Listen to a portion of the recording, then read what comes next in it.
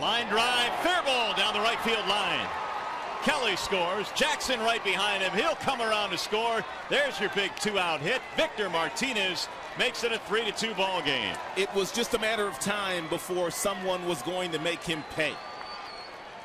And Victor Martinez does his best work after a Cabrera walk, and he continues to do that, getting a 93-mile-per-hour fastball and catching it out front, drilling it over the head of Trumbo, the first baseman.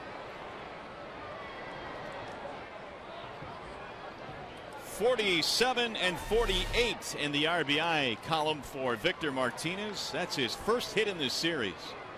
And it's a huge one to make it a 3-2 game.